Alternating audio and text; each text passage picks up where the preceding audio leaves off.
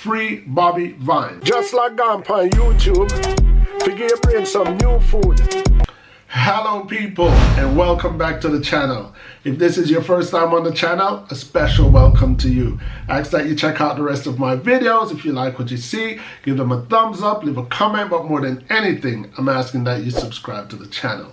Today's vlog is going around the world, the continent of Africa. In particularly, I'm going to Uganda, Kampala, Uganda, where there is a situation going on between Bobi Wine, who is a entertainer turned politician turned presidential candidate, and the current President Museveni, and some human rights violation. So because this is not one of my typical topic, I'm usually talking about the western side of the world, Jamaica, USA, Canada, and so on and so forth. I'm going to put a disclaimer into this because I'm about to discuss Ugandan politics, and before most of you ask what do I know about Ugandan politics, let me just put my two-piece in it. What I know about Ugandan politics. Honestly, I don't know anything about the current Ugandan politics, but I know the history of Ugandan politics. I know about the Idi Amin reign, and I knew how he came into power, how he ruled, how he treated the Ugandans, and I even have a personal friend whose father lost his life serving under the command of Idi Amin. So I have some knowledge of the historical politics of Uganda, and recently I've started to invest my interest in Ugandan politics. Why? Because when you see abuse, then you have to acknowledge it. When you see human rights violation, you have to acknowledge it. So the main reason why I'm actually doing this video is to let the Ugandans know that the world is watching. Let the Ugandan current president know that the world is watching. Let Bobi Wine know that the world is watching. I am a Jamaican living in Switzerland. So I'm letting this known in Switzerland, and I'm letting it known in Jamaica as well. You know corruption when you see corruption. It's simply that. Bobi Wine, who is 38 years old, and the President Museveni is 76 years old. So there is ageism going on there for one. There is a power struggle, but get this. President Museveni has been the president of Uganda for the last 34 years. When I heard that, I was thinking, madness. That seemed more like it's a dictatorship than a country that's rotating on democracy. That is just madness. 34 years in power. It put me in mind of Fidel Castro. It put me in mind of Gaddafi and people of such long-standing reign. Anyway, here is what I have to say. Free Bobi Wine. Why? Because it's obviously, the arrest was not illegal. Let me clear that up. The arrest was not illegal because from my understanding, rallying was prohibited because of COVID. So let's keep things fair. Rallying was prohibited because of COVID, and Bobi Wine seemed to have kept a rally and had a calendar of rallies planned. And because of COVID and the social distancing requirement, you can see clearly why rallies were prohibited. So I saw through that clearly. So arresting Bobi Wine, okay, yes, I could see why one would be arrested for such. A violation is a violation. But the way the armed forces, the way the security forces went about disrupting this rally, it was just human rights violation. It was crude. It was ugly. The way I see it is tear gas is appropriate. Rubber bullets, somewhat appropriate. Live rounds, 100% not appropriate. Live rounds, firing live rounds in a crowd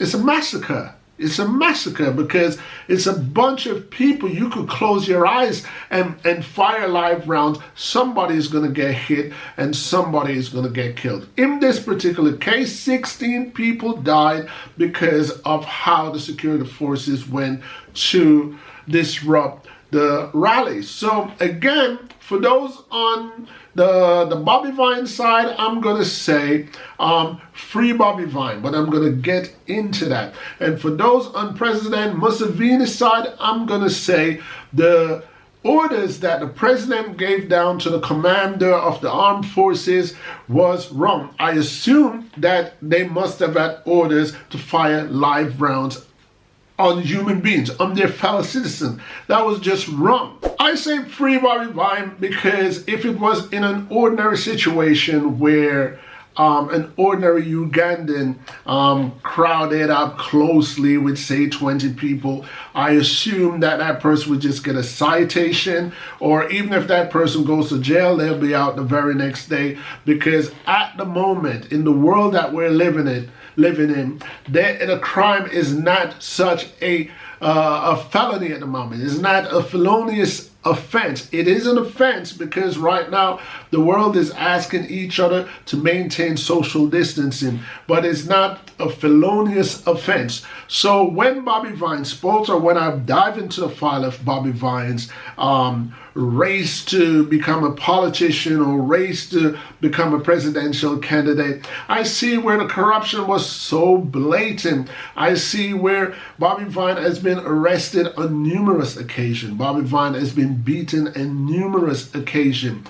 And the world might have not heard or not seen or didn't care of those previous beating and arrests, whether they were genuine arrests or false arrests. But when I see live rounds being fired at human beings in a crowd, I have to speak up, people. I definitely had to say something. So for all my people who are loyal supporters of my channel, what I'm asking you guys to do is, even if you could care less about African politics, this is not about African politics. This is about human rights.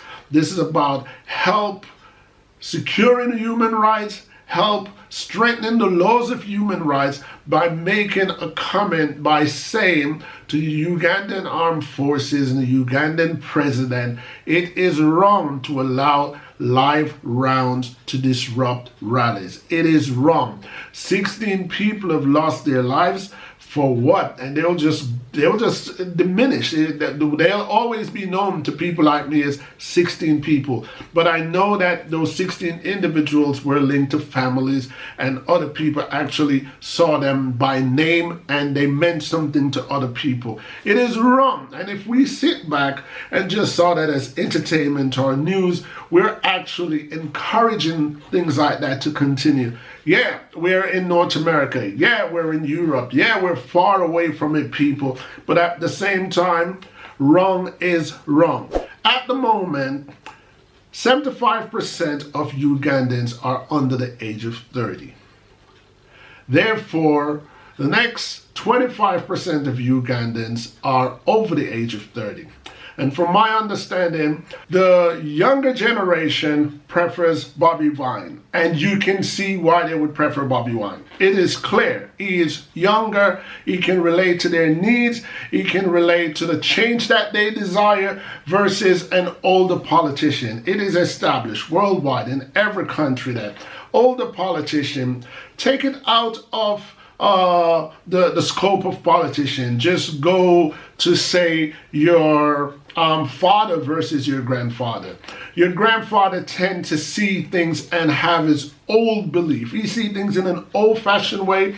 He still believe the world pretty much can rotate on his logics or his morals, so to speak. And although some of those morals are ironclad, we still have to understand that the world is consistently changing, and sometimes it is best to give the reign over to a younger person with fresher look. So the younger Ugandans are saying Bobi Wine for president, and most of the older people are saying stick to the evil that we know, President Museveni. But here is the hypocrisy that I have listened and heard. One of President Museveni representative says that It's not that she's against Bobi Wine. It's that when it comes to politics, he is not clued up. He is young, he is naive versus the more experienced Museveni. But here is what's hypocritical about that. Bobi Wine is 38 years old and he's trying to become president of Uganda now versus the 76-year-old current president. What a lot of people are not thinking is minus his 34 years of reign, and how old was he when he first became president of Uganda? He was 42. He was only 4 years older than what Bobi Wine is today. So you can see where it is a biased comment, it is a loyalist comment. So Bobi Wine should be given the same opportunity of becoming the president of Uganda just as President Yoweri Museveni had when he was 42 years old. Bobi Wine, like most first-time presidents, just have to learn along the way from advice from experienced advisors and people that's been in politics for decades. But if that's who the Ugandan people want, that's who the Ugandan people should get. But at the same time, no one should be above the law, because if Bobi Wine become president of Uganda, he would have to enforce the very same laws that are standing at the moment. Therefore, if COVID requires social distancing, no one should be above the law, including Bobi Wine. He's already very popular in Uganda. So I believe, with or without rallies, considering the circumstances of the current time, he would still get his support from the younger generation, the younger crowd. I mean, 75% to 25%, it's a no-brainer. It's an all-win-win for Bobi Wine. But I understand, maybe he's young, maybe he wants to see it physically, maybe he think he will lose his shot if he's not out there to the people. But laws are laws, Bobi Wine. You have to respect the law, and if the law requires social distancing at this time, you just have to do it by Zoom or some other virtual meetup or whatever. But at the same time, I'm still saying free Bobi Wine, because it is clear that he's being jailed and held without release deliberately to kind of break his spirit